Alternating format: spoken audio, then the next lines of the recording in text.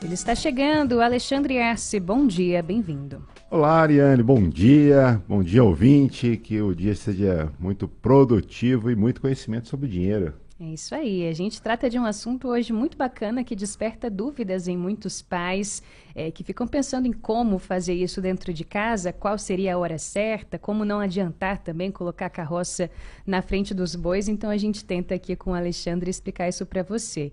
Criança e dinheiro. Como que se faz para introduzir esse tema ali no seio da família, para os seus filhos, para os seus irmãos, enfim? Como, Alexandre?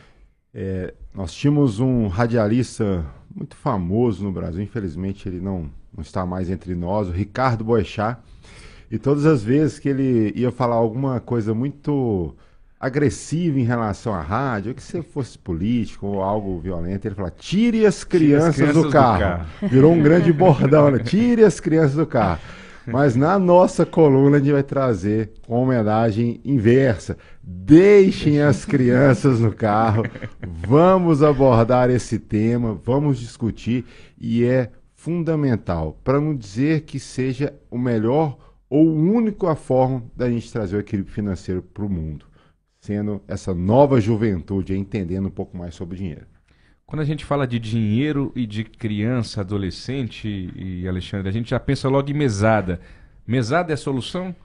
Olha, ela é uma ferramenta da educação financeira, aonde a gente apresenta o dinheiro na forma prática ali para essas pessoas. Mas não somente isso, ela faz parte desse ecossistema como um todo. Eu acho que o primeiro a mesada ela vai facilitar, materializar isso, mas ele tem que entender como é que eu posso gastar esse dinheiro. Eu tenho que anotar esse gasto que eu estou tendo, eu começo a ter um registro, principalmente eu tenho um planejamento quando eu tenho interesse de comprar algo um pouco mais caro. Então, acho que todas essas ferramentas que a educação financeira nos proporciona é válido. Dar mesada por dar, a gente muitas vezes vai estar incentivando um consumo sem análise, sem planejamento, e automaticamente vai trazer ali um adulto, né, que não vai ter controle financeiro. Então, assim, é importante, mas sozinho não resolve. Muito bem, agora se você deu a mesada e no fim do mês você sentou com seu filho e perguntou, e aí, o que você fez com os R$ 100 que eu te dei? Gastou com o quê? A criança não souber, você já explica, fala, filho, tem que controlar, você gastou com isso, com aquilo, viu? Se você tivesse guardado metade, hoje você teria. Então, assim, aí faz muito mais sentido esse projeto da mesada, sem dúvidas. Agora, muitos pais ficam se questionando quando? Quando seria a hora de começar a dar mesada? É cedo, é tarde? Ainda mais contando com todo esse combo de explicação e acompanhamento que tem que vir junto. Porque se não sai do hospital, o pai já está querendo dar lições ali financeiras e o bebê quer só mamar e dormir. Então são duas coisas distintas. Nós, como responsáveis, podemos iniciar um planejamento financeiro daquela criança assim que ela nasce. Ponto. Uma questão de responsabilidade, né, dos pais, avós, das pessoas que vão ter os tutores, né, dessa criança. Mas a criança se tornando participante desse ecossistema financeiro, muito nova, ela não vai entender nada. Eu acho que pode criar até muitas vezes uma certa rejeição. Então, até os 5 anos de idade, ela não vai conseguir entender muito bem. Se eu der uma nota de R$ 1 ou uma nota de R$ 200, que essa está bem escassa aí no mercado. É de um também. E é de um também. Ele não vai ter essa diferença. Vai olhar o desenho, vai ver qual o bichinho ali que ele vai gostar um pouquinho mais, mas não vai conseguir acessar valor. Então, até os 5 anos, você não vai tocar especificamente sobre isso. Logicamente que você vai mostrar o respeito, o desperdício, são coisas que a gente vai mostrando ao longo da criação dos nossos filhos. Mas a partir dos 5, 6 anos, ele entra no processo de alfabetização. Ele começa a ter uma relação um pouco mais amadurecida, inclusive com os números, né, as operações matemáticas. Então a gente sempre fala, até os 5 anos, não tem essa preocupação. A partir dessa idade, a partir dos 6 anos até o 8, você já começa a abordar, mostrar o dinheiro, entregar dinheiro a ele para ele ver como isso funciona dentro da nossa vida, né? E normalmente não adianta transformar isso em mesada, é muito longo, né? Um mês para uma criança de 6 anos parece um século. Então a gente transforma isso para semana, dá um dinheirinho ali, ensina ele a gastar um pouquinho, guardar um pouquinho, somatizar isso para um sonho, uma realização um pouco maior. A partir ali dos 8 a 10 anos, continua nessa pegada, mas já colocando, né, quinzenalmente, para ele poder ter uma gestão um pouquinho mais alongada.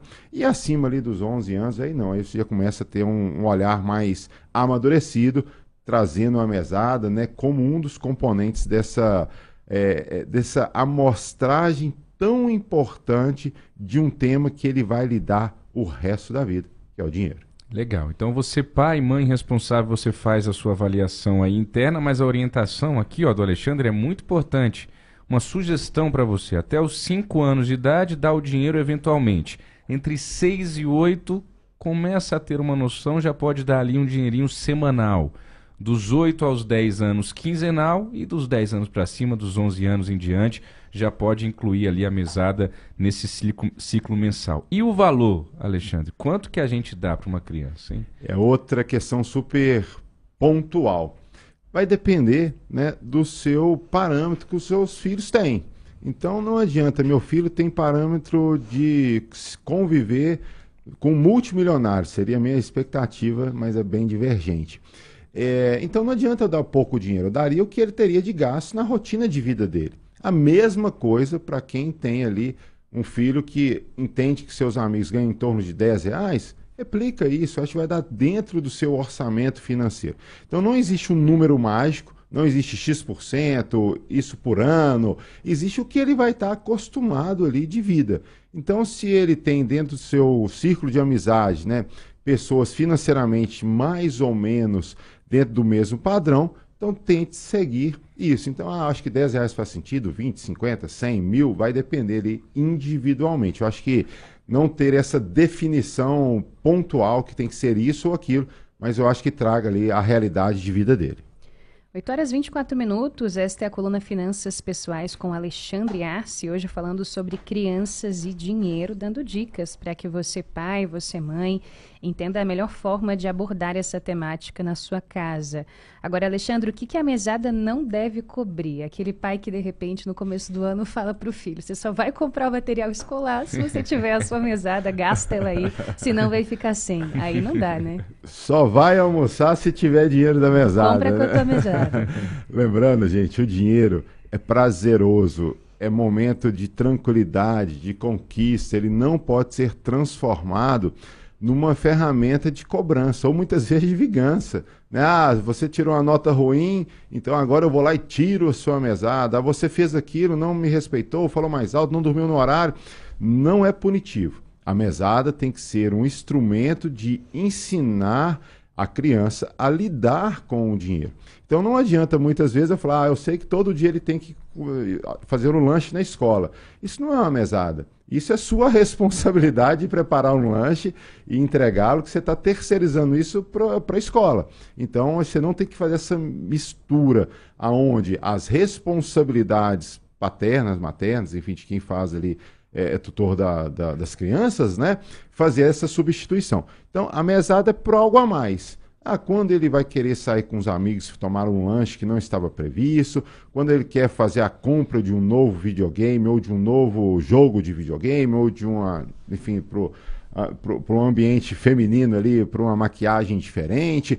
Então, acho que são para esse tipo de consumo e não para fazer a substituição. Esse dinheiro que você vai pagar o seu inglês, você vai pagar a sua natação, é a sua mesada. Eu acho que aí não vai ter ali fundamentação nenhuma e não vai fazer sentido algum ali para a criança. Então não pode colocar os filhos para contribuir com aluguel. Vontade. Se não tira de casa. Se não pegar 30% da mesada e ajudar o aluguel aqui, vai dormir na rua. Verdade. Não vai ter direito a um quarto. Né? Não vão fazer isso. O dinheiro, a imagem do dinheiro, a fala, a sonoridade. Isso, a gente está brincando, mas é muito interessante. Tem que ter prazer. Tem que entender que se você cuidar bem do dinheiro, o dinheiro vai cuidar bem de você. Se você maltratá-lo, infelizmente, ele vai fazer a mesma coisa e vai te maltratar. Lembrando sempre que não é a parte mais importante da vida, mas ela é necessária para que possamos ter muito conforto em nossa vida. A gente está brincando aqui, repito, mas é tão interessante isso porque pode ser até polêmico para muitos dos nossos ouvintes essa questão, né, Alexandre? Porque eu me lembro de crescer com amigos que era isso mesmo. Se tirava nota boa, ganhava um dinheirinho. E eu lembro que eu levava isso para casa. Pai, mãe, meus amigos estão ganhando dinheiro porque tiraram 7, eu tirei 8. Eu quero mais do que eles. E aí meus pais diziam aquela famosa frase, né? Você não fez mais do que a sua obrigação de tirar o 8, né? Mas é uma prática mesmo. Em muitas casas, você premiar com o dinheiro e punir com o não dinheiro, né, Alexandre? E aí se torna uma relação ruim, porque se no seu caso você não ganhou, você achou que não tinha esse merecimento ou achou que o dinheiro não fazia tanto sentido. Você tomou uma rejeição, poderia tomar uma rejeição por conta disso. Sim. Então a gente não pode misturar isso com premiação e punição. O dinheiro tem que ser inserido na vida das crianças como algo necessário no momento das trocas. E aí cada família vai desenvolver o que faz mais sentido. Mas como você falou, e seus pais com muita responsabilidade e razão, era responsabilidade individual de cada aluno ali, tirar minimamente ali 8, 9, 10, quem sabe até 11. Mas eu acho que essa substituição acaba criando um universo que ele não vai viver no mundo corporativo. Só Sim. porque você chegou todos os dias no horário combinado com o seu empregador, você não vai ter um aumento, não vai ter um aumento de salário. Interessante. E aí a gente não pode misturar. Ariane, eu queria deixar bem claro que eu não criei rejeição alguma com o dinheiro, tá? Muito pelo contrário, pode vir. Manda mais que eu tô aceitando. Agora, Alexandre, é complexo você ensinar isso para o seu filho se você não dá um exemplo, né? A gestão do dinheiro e até mesmo essa divisão entre o que gastar, o que poupar, ensinar isso ali com palavras e tudo mais é muito bacana, mas para que aconteça e se perpetue é preciso que os filhos vejam os pais fazendo a mesma coisa.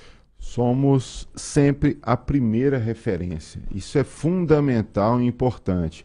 Faço o que eu falo, mas não faço o que eu faço. Né? Eu acho que a gente já sabe que isso não funciona. Então os pais têm que buscar, primeiro, o que é importante e necessário para uma vida equilibrada financeira, para uma harmonia dentro do próprio lar.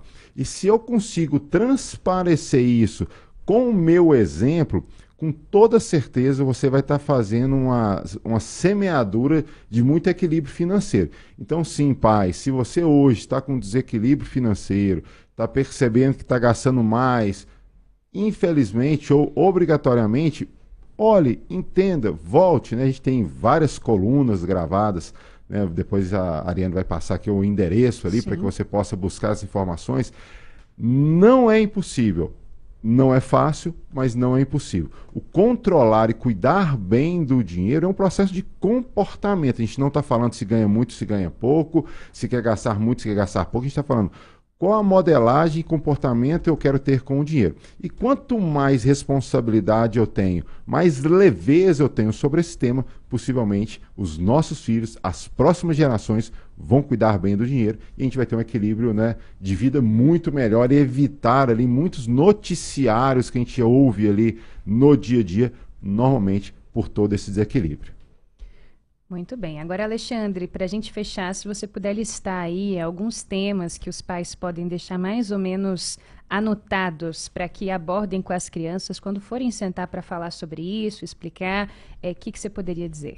Legal, acho que tem alguns pontos que muitas vezes fica até no imaginário da criança e quanto mais você vai detalhando e trazendo, ela vai fazendo mais sentido. Então, por exemplo, de onde que vem o dinheiro?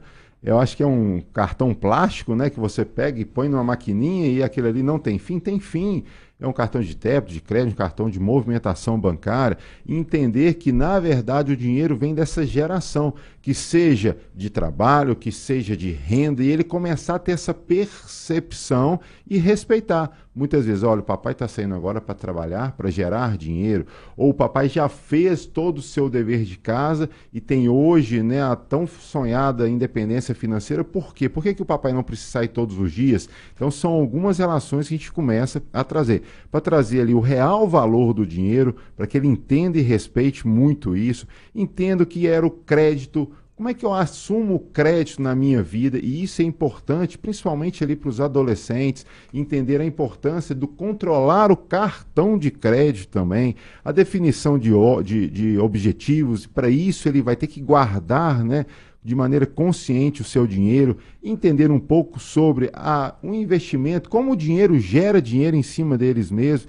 Então, uma série de questões, e principalmente Se eu não cuidar bem, se eu gastar mais, eu me torno endividado. Se eu torno endividado, eu gasto mais dinheiro, eu vou ter menos controle e não vou ter as realizações que eu esperava na minha vida. E isso vai se tornando um grande monstro dentro da minha vida. E a gente consegue resolver isso na primeira infância, com muita informação e com muita proximidade. Muito bom. Quando eu era criança, eu me lembro, sabe quando você idealiza umas coisas e fica uma imagem na sua cabeça? Eu tenho até hoje.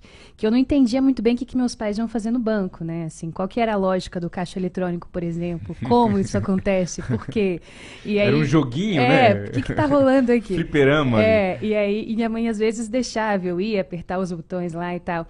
E aí eu me lembro que ela explicava que tinha uma caixinha atrás daquela máquina e que o salário que você ganhava pelo seu trabalho, o chefe botava as notinhas nessa caixinha. E aí, sempre que você ia lá, você tirava um pouquinho do dinheiro da caixinha, e aí se você tirasse todo o dinheiro, ou mais do que você poderia, no outro mês você não ia ter esse dinheiro todo na caixinha, ao passo que se você deixasse, ia juntar com o do...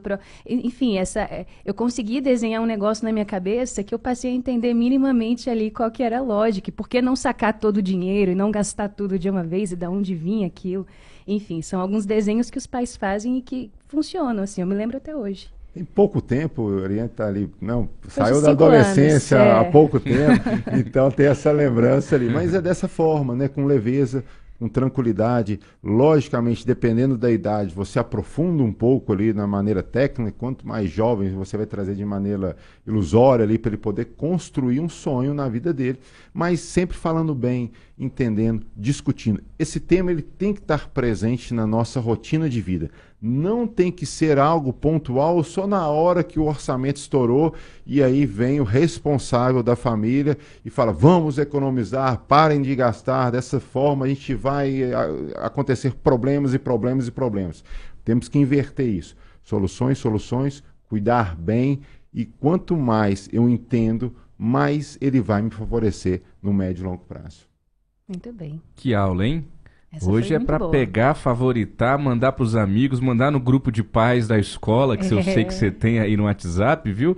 Assistir junto ao Alexandre Assi antes de dormir aí com o seu cônjuge, porque é um assunto de fato muito importante para você, pai, mãe, responsável, ouvinte da Nova Brasil FM. Alexandre Assi, muito obrigado por essa aula, por essa partilha de reflexões e conhecimentos e até a próxima semana. Eu que agradeço e como as crianças fazem nas aulas de arte, que colore, põe muita cor ali nos desenhos, lembrando sempre, vamos trazer muita cor para o nosso dinheiro.